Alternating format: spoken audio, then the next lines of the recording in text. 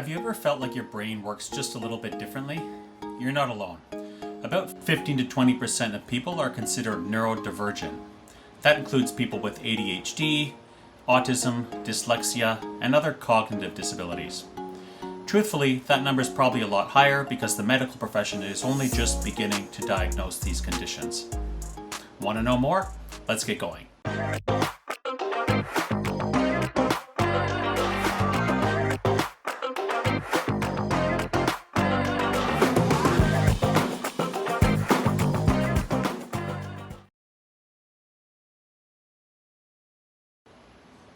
Mindfulness is a great tool for those who consider themselves neurodivergent. It helps you with things like emotion regulation, managing stress, and connecting with your body.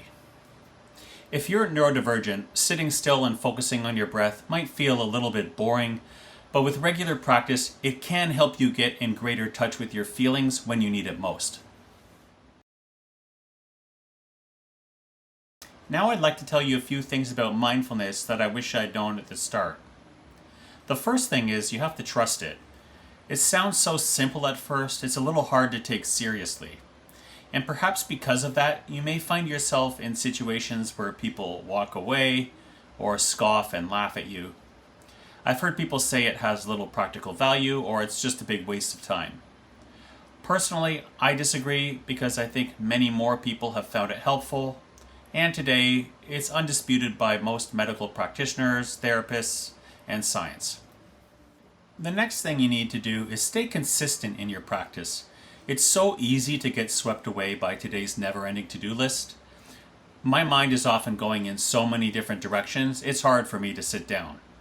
But forcing yourself to sit down and practicing being mindful each day takes you out of the usual hurricane of thoughts you might be experiencing and bring you back down to earth. I find the more I do it, the more that starts to sink in. Breathing, as we all know, is pretty fundamental to life. Without it, we die. But rarely do we ever pay much attention to it. Our heart and lungs are just going about doing their thing. But have you ever just sat with it for a bit, just to appreciate what it would be like without it? The breathing tech I use is the simplest one. You just take a long breath in, hold, take a long breath out, hold, and repeat. The next technique I use is the body scan. It basically involves using your mind or imagination to scan your way down through your body from top to bottom. Another popular technique is called noting. And like the name, it's just like noting something on a piece of paper, but you're doing it in your head. I always start with the breathing technique just to give me something to focus on. And you'll find as you're focusing on your breath, your mind might wander a little bit in various directions. It might be a memory, a feeling, or a thought. So the thing with noting is you just take note of when those things happen. So if you're feeling angry, you might say, I feel angry. Or if you're feeling excited, I feel excited. And then you bring yourself back to the breath. It's this noting that creates a little bit more distance between the feeling and where you are right now. Now, there are many YouTube channels out there or apps to help you with mindfulness. I personally pay for an app because I want something that's ad-free that I can access at any time. The one I use is called Headspace. There are really only two really popular mindfulness apps out there, Calm and Headspace. And while I've tried both, I personally prefer Headspace. It has a lot of fun animations, a lot of different mindfulness techniques, and it's easy to use. Andy Puttycombe, who's the main speaker, has become a familiar presence in my mindfulness routine. I like the sound of his voice, his patience, and his sincerity. But you can choose whoever you want to be the speaker during your meditation. The app itself has many features. There are hundreds of different meditations and all kinds of situations to walk you through whatever strikes your mood or you're feeling that day. One of the core lessons you'll hear repeated throughout Headspace is the idea of being with your thoughts, listening to them instead of pushing them away.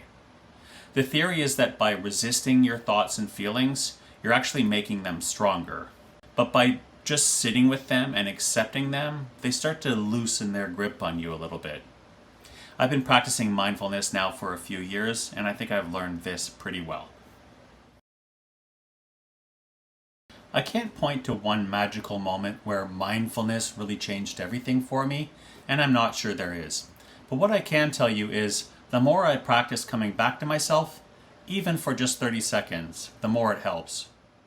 As someone on the autism spectrum, I often get upset by the actions of others, and oftentimes I look too deeply into things when there's nothing really there.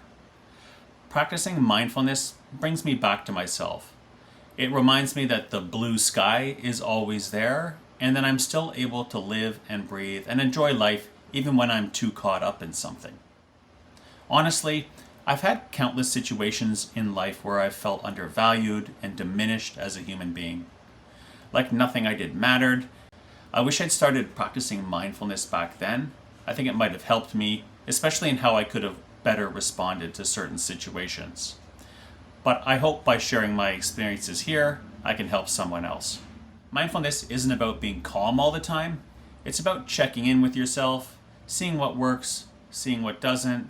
If you found a mindfulness technique that works for you, please drop it in the comments. I'd love to hear it. And if you're curious about more ways to be accessible, please check out the next video. Thanks, and see you in the next one.